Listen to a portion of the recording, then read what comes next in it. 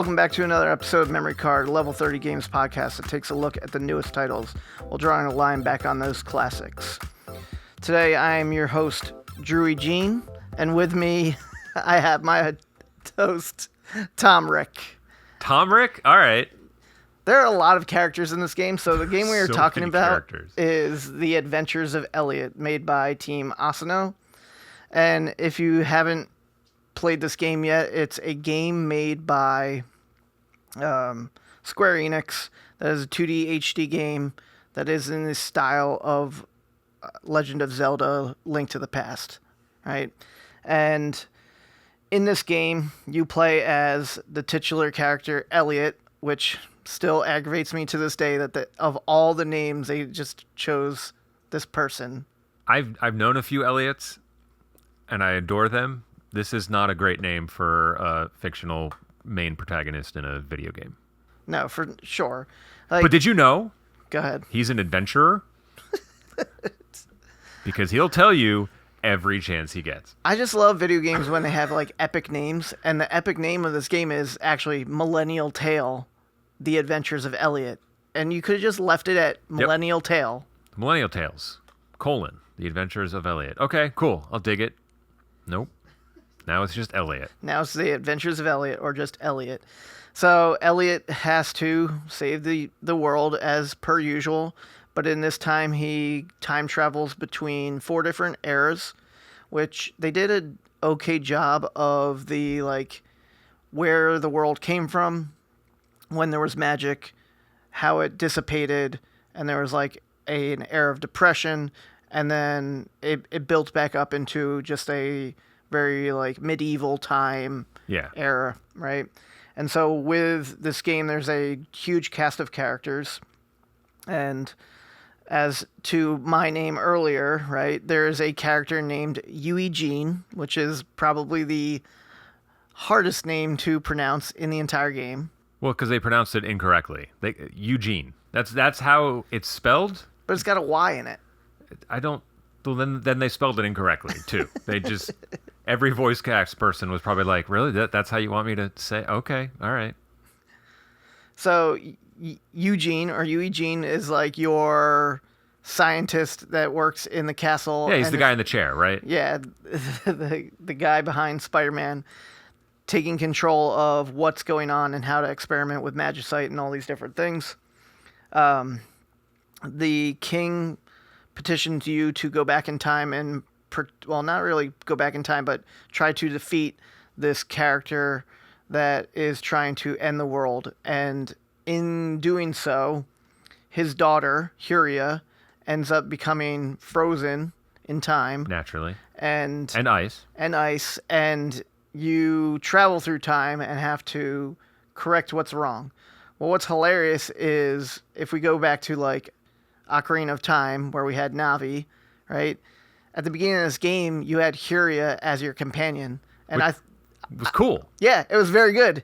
And I thought it was going to carry on throughout the entire game. And then about a few hours in, you're like, oh no, you died, but came back to life by a fairy named Faye, and is almost as obnoxious as Navi was. Probably more obnoxious than Navi, if we're being honest. I do think her character is a little charming, however, so like I don't think I mind it as much as a lot of people have been complaining about. Oh, she never shuts up. She talks a lot, but like I think the voice work is good, so like I don't mind it as much. I like when you're in a story, right? You're talking to someone and she's in the bottom corner with like facial expressions. Yes. Like whether it's like in awe as a child or sad or mad or whatever the situation is. I wanted to ask you about that because it's interesting to have like a HUD element dedicated to a character in your party. And I actually think it's kind of cool. Like I like having that image there the whole time, even though she chimes in a lot. But yeah, the expressions that she makes. It does add to the story because there are times where like I don't feel like reading everything or just like listening to the audio. It does have full narration to all of the dialogue. Yeah, voice acting's pretty good too. Yeah, they did a great job. And there's just a thing about her. It's kind of like if you ever played Super Mario Galaxy, someone else can like collect the stars. Well, you can control Faye and move her about, and she can collect the magicite that you need to. I've or never money. controlled her Oh unless I no. had to.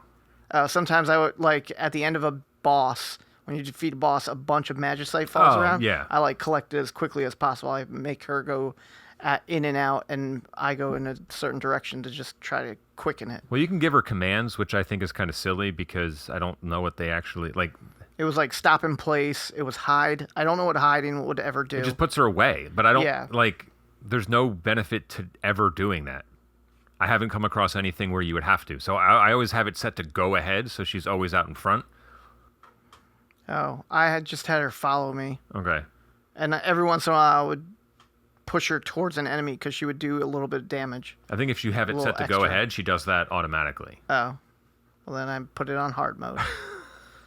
But at the same time, with Faye, you can go into the settings and turn her dialogue down to reticent. Yes, they give you an option to like shut her up a little bit. And even there, she still says the same things over and over again. I'm curious. And far too probably, often. I should probably try playing with it turned up to see if there is a difference. It's a lot. Is it? Yeah. Okay. And it's just as much when you put it on reticent. It kills me when you're saying the same things over again. I had wrote down that in the first hour that I played with Faye, she said the same things like 7 times in like 10 minutes. Oh, that's pretty intense. Yeah. I figured the reticent would just turn down how aware she is of giving you hints to things. Because she does make comments of like, oh, I think there's a cat in the area. So I think it turns that down. Like, oh, okay. But then it minimizes her dialogue to like the same 5 lines over and over again. Okay. I truthfully don't think I've heard anything where I've been like, she said that before. At least like in an obnoxious sort of way. And that's probably why when you were like, Tom was playing yesterday, and I walked in, and he had the audio on the TV all the way up, and I was like, oh dang, this lava or temple's like banging music. And Yeah, he's it like, was. did you not listen to it? And I was like, well, I played a lot of it in handheld, and I had lowered it. So the music is fantastic. Yeah, score's great. The score is great. Along with dungeons, I don't know if you felt this, but there are about 4 or 5 main dungeons in different biomes. And depending on the era you are, whatever year you are in the 4 realms, some of them are so big and only have 1 treasure chest. And then if you go to it in another time, it's just as big with like 7 and a boss. Yeah.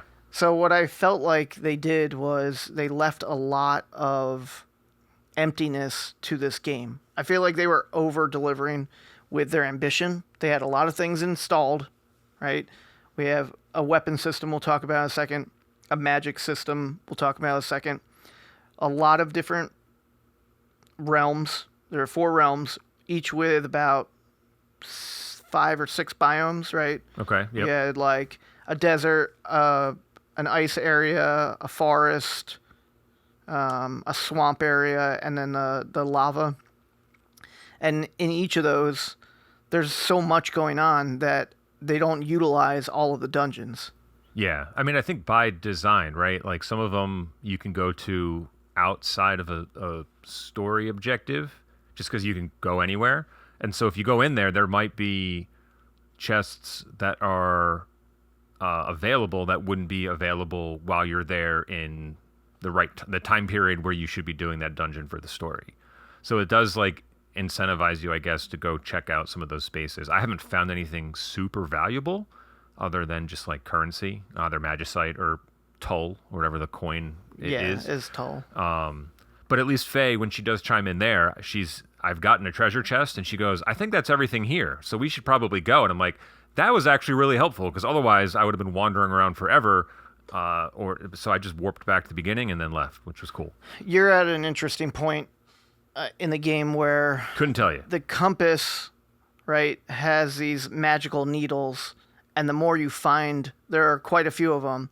One shows you where all the cats are, one shows you where all the treasure chests are, another shows you where all the upgraded weapons are, which is really nice because, like you said, I wouldn't want to waste time going through a dungeon. As nice as the game looks, and how vast the game is.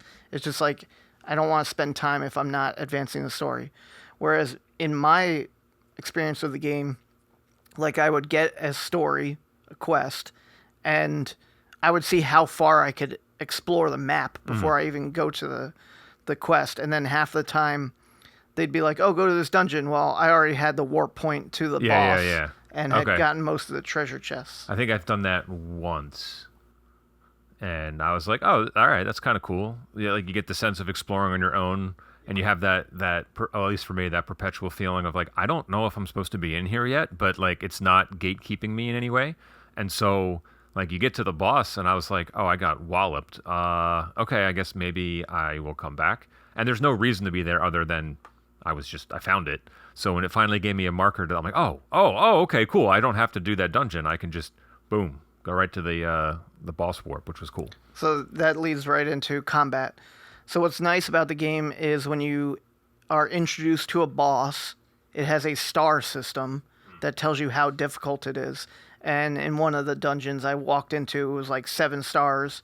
It was one of the beast tribes, and that was like more of an end game boss than a quest boss. But you're still at that point of like, can I beat him with what I have acquired, which is great. So there is like a reward system, like what internally? Yeah, internally about getting and beating a tougher boss that is there.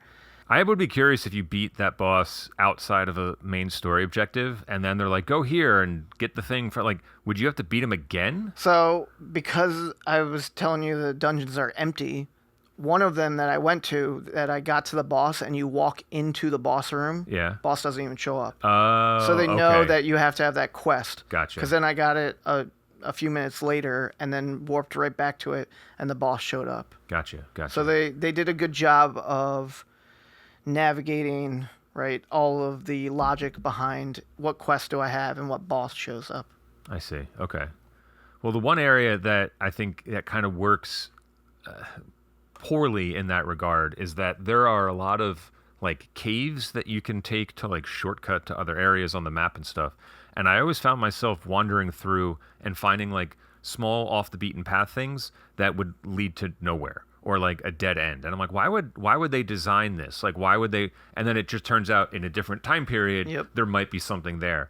And part of that, I was annoyed by that a little bit because I'd either have to backtrack and go the right way, or all right, mental note, if I'm in one of the other 3 time periods, check this spot again. Maybe there's something there. And I didn't want to have to do that every time I was going through that cave. And truthfully, once you open up enough of the map, you were warping to different points anyway. So going back to find those things, I didn't really feel incentivized to do that.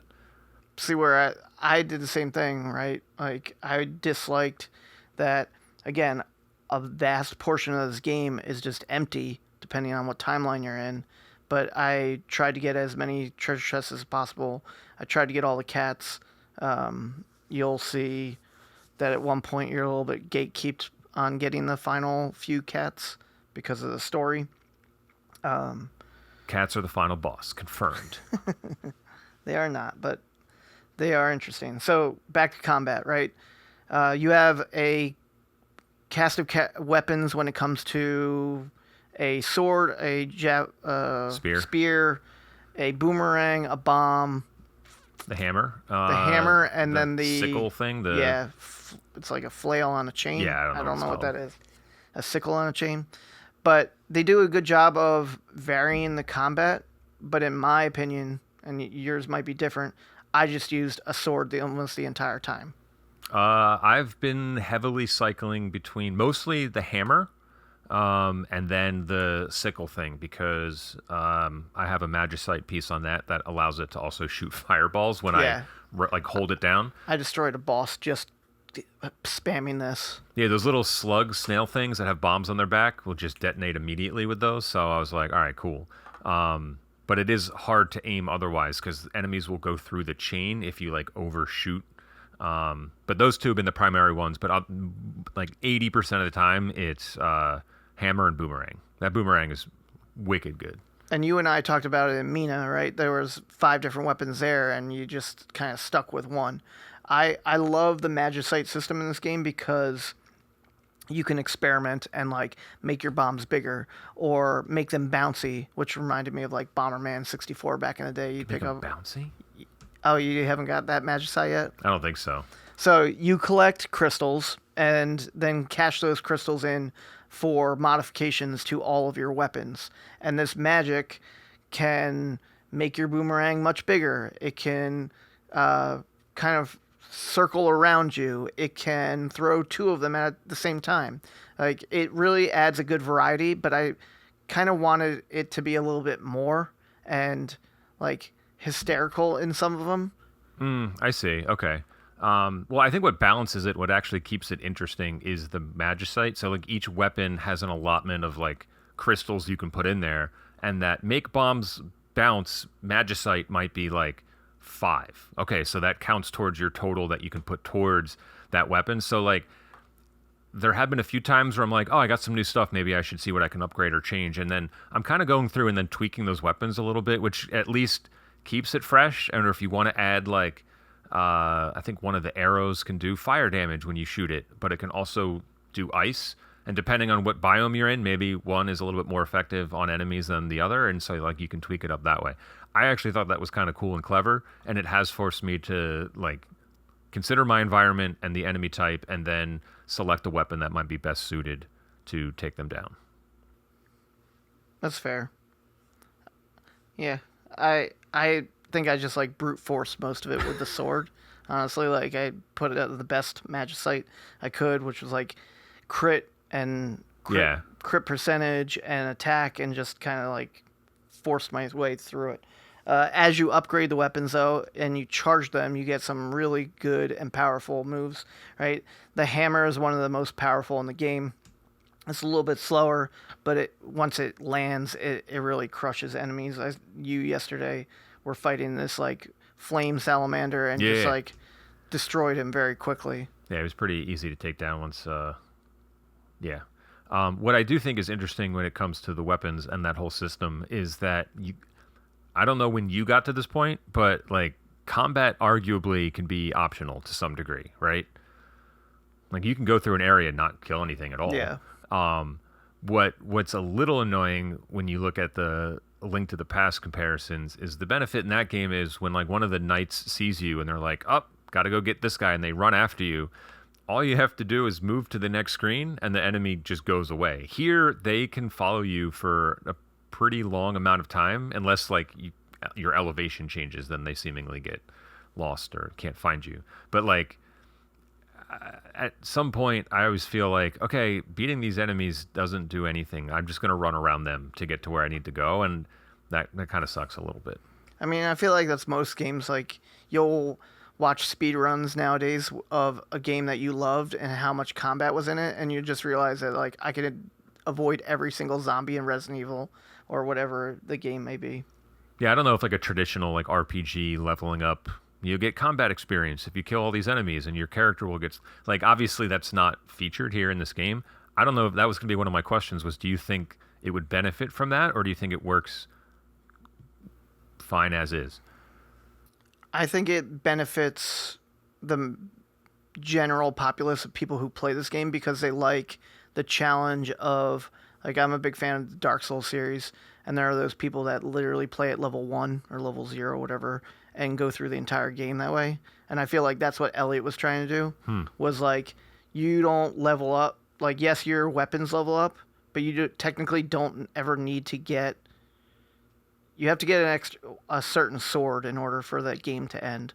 But other than that, you could play on a level 1 difficulty and beat every boss. You could never equip Magicite and try to defeat everything. Yeah, I guess that's true. And I think that's what people enjoy is like pick your poison. Do you want it to be really hard, or do you want it to be normal, or do you want it to be easy? And I equip all the best Magicite. Gotcha. A few more things. I felt like the game had an awkward progression, right? You started out with your general sword and bombs and things, and then about a couple hours in, you get Fae and this magic system, And even towards the end of the game, I ended the game in, what did we see it said 25, I think. 25 hours. I think it was like around hour 20. I was still getting new moves. Huh. And like it just was weird because you were locking me out of certain paths again in order to complete it. But they really did like a awkward progression of like, here's this weapon and this ability, right? Here is your companion. Then a few hours later, Fae and magic and the Magicite system, and then they just kept adding more. There are 5 different abilities for Fae. You can't dive underwater until like the last 2 hours of the game, which is kind of weird, and that locks you out of certain areas. Or if you're a completionist and you want to collect everything. I'm sure there's probably some end game stuff after you roll credits Yeah. that makes those late game upgrades and things probably a little bit more meaningful. But I kind of like when games do that. Like 25 hours is not nothing. I would say that's like for a game of this ilk, I would say that feels long. But if I'm getting new things, even if it is in the home stretch, it at least kind of makes it feel fresh. Because there are some elements to this game that I think get stale pretty quickly. Oh yeah, there was a lot of slog in this game, like especially with you going through the same 6 environments over and over again 4 different times, and you're just like, okay, you changed the sprite colors of this beast tribe, and they all kind of do similar attacks. Yeah, the enemy variety I think is a big weakness here. But I like what they built, right? They have this 2D HD engine with all of this capability. I'm hoping that Square Enix utilizes this in other games. Like there's a lot of potential here to make other games of this style and expand it, and hopefully do their due diligence that after 20 hours I'm not doing the same 5 fetch quests over and over again. I didn't mind some of the side quests, especially. I thought were like just meaty enough where they felt like meaningful. And each of the side quests also had like a little story interlude before they started and afterwards. Like, and I thought I always like stuff like that because Elliot spends every waking moment telling everyone he meets he's an adventurer. And so like pursuing this grand quest to save the world is okay. We expect that, but like. I like when he stops for a breath to like, I'm going to go find this guy a musician so he can finish writing this song. Or this guy is an alloraphile and I'm going to go collect like I like things like that because they make the world feel more alive, and they I think help the tone. They balance it out between it's not all doom and gloom. Like there's a lightheartedness to it, and I don't know. I think that's kind of cool. Did you finish the band? No, I found the second person, and I just hit a point where, and I'll get into a small gripe here because I don't know how else to explain it. If you ask me, hey, where are you in this game? I would say story wise, I have no idea. Like I have not that I don't know what's happening, but like I haven't felt like there was a moment where I was like, oh, okay, there's a beat in this story that has been monumental. I feel like it's all kind of blurred together a little bit. And so I feel like I'm hitting this point in the game where, okay, I know what the main quest is. And I've been able to do, like, I go to the town because I have to go talk to the princess, but there's a side quest in the town. Now I'm getting to the point where there's like 4 or 5 side quests in each time period. And I'm like, oh, okay, there's a lot of things that you can distract yourself with here. And it's almost getting to the point where I'm like, I think I just started 4 side quests and I can't do 3 of them, and one of them is out of the way. So like it's starting to get a little convoluted, not in a bad way, but not in an ideal way. So like there's that aspect of like everything's piling on right now. That's where I think they lost me with like the main quest. Like Curia becomes a block of ice, and you're just like, when did this happen? Because the main storyline just didn't really have like, it had a very thin line of like this is what's going on in the background when you were doing all these side quests. Like I feel like they should have done a better job of kind of tying and interweaving all of the side quests into adjusting the different timelines. Like I don't think they did a good job of that. Whereas in like Chrono Trigger, back in the day, I felt like they did a good job of like, oh, if I'm doing this in this time, it's affecting this other timeline. Yeah, they don't do a lot of interplay between them as far as how something you do in one affects the outcome of the other, which I think would have been really cool, but probably, I don't know, maybe too grandiose. Maybe that's what I wanted, was this grandiose gesture with, again, this system that's great. Like they really did a good job. I just feel like the main storyline kind of like disappeared for a little while and then showed up again hours later. Okay, yeah, I could definitely see that happening, which I guess is fine if you're enjoying all the little side quests along the way. The last note I have is give me a final verdict on this game. A final verdict? Yeah. It's I know you're not done. I am. Yeah, I would say I'm probably about halfway. Just based on your time of completion versus my time of completion, or where I'm at.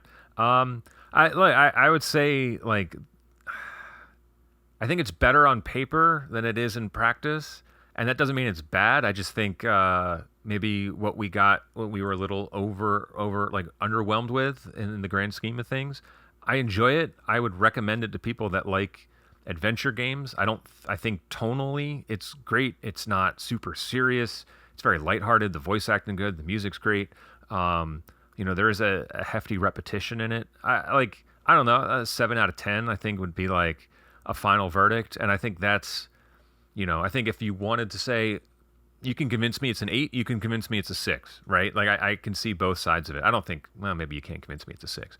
But like if they made a sequel, I could only hope that they make some of the improvements that we would want in it. I mean, it's literally called The Millennial Tale, so they better make a sequel. I mean, there's a lot of different time periods we can get to here. But yeah, the game is great. I definitely think it's worth purchasing. I think that Square Enix has a good IP, a new IP that's in their pocket now that they can expand on. They do a good job of telling a long story, right? I definitely spent 25 hours on it, which I didn't think I was going to. The demo came out and they had delayed the game because they wanted the best product. I'm wondering what they actually changed from the demo a year ago to now, but I think they had some notes out. It was like technical things, right? Character movement speed, and they had the weapons on like a radial wheel. Before they were a little bit more cumbersome to have. I remember playing it going like, all right, I'll do that survey. I'll let you know. Or my biggest gripe, loading screens. They seem bad, right? Like fast travel, I'm like, it's not really that fast. Not that it's like aggressively slow. I think we're just spoiled. No, my biggest gripe is I'm in a dungeon or a cave. I cannot warp to anywhere else on the map until you leave the dungeon or cave, which just seems kind of ridiculous. Even though you're under the assumption that you could, because it sounds, when you read the instructions, it almost sounds like you can. You have to warp. If you're in a dungeon, you have to warp back to the entrance of the dungeon. Loading screen. You have to exit the dungeon. Loading screen. You have to pull up the map, go somewhere else. Loading screen. And if it's in a different time period, extra long loading screen. Like there are a lot of like little nuancy things. I don't think the map's super helpful either. It's like I'll move like 10 feet and go, wait, is this the right direction? Did I get turned around somewhere? Yeah. I felt like it was really easy to navigate. I knew kind of maybe I'm just stupid then. No. I mean, it's just like Link to the Past back in the day. Like the map is static. It's almost static throughout all 4 timelines, which is wild. Whereas I'm trying to think of another game where like you would go into another time and then there'd be like a tree blocking that path that you wouldn't be allowed to go that way. I was expecting more of that, like the actual world affecting the way you can go. Yeah, I think I was as well, which is a little disappointing. But I can tell you this, having been through all 4, I have no physical, like I can't remember where to go. And I know it's not the same, but like A Link to the Past, I will play blindfolded and I know how to get to every point on that map. This one, I'm like, okay, if I leave and cross this bridge, I have to take a trail. Like I always felt like I couldn't just, it wasn't being committed to memory. And I don't know if that was my fault or just the game not being good. I don't know. You just have too much of our students' ADHD in your brain now. I'll kill myself. Or it wasn't memorable zones. I don't know. Some of them I don't know, man. I mean, you're killing giant roosters and like flying slime everywhere. They all kind of wolves. I like the wolves. Oh, the wolves were cool. Well, okay. Last note, right? They talk at the beginning of the game about all these different beast tribes. Oh, you mean the one beast tribe? Yeah, and it's just the wolves, like, which is kind of weird because The Mooey, or whatever they're called. that's not even the beast tribe though. Oh, those are the cat people? Yeah. Oh, okay. Sorry. So yeah, two, but you have humans, you have Mui or Muyu, I don't know how to pronounce it, MYU, and then you have the Mew. wolves, Mew, yeah. and then chickens and slimes, like, And snails. and crystals that attack you. But those aren't like actual tribes. I was expecting more, Like factions. yeah, and like Like your I'm trying to Gorons think- and your Zoras and your, right? I'm gonna reference Chrono Trigger again, but like you would go into an older time and there'd be like literal civilizations. Yeah. I was expecting more civilizations besides the one in the southeast corner, which is the same in all four realms. Yeah. And yes, there's like a whole story of the Mui and humans in like the ice area, but That was kind of cool. yeah, the stories were good, but it's just That was one example where it was kind of connected, right? Like, Yeah. I don't want to spoil anything, but like you rescue someone, and you're like, oh, wait a minute, okay, I already met them in the like that was a kind of a cool moment. yeah. So overall, it worth a purchase. Anything left in the Millennial Tales for you?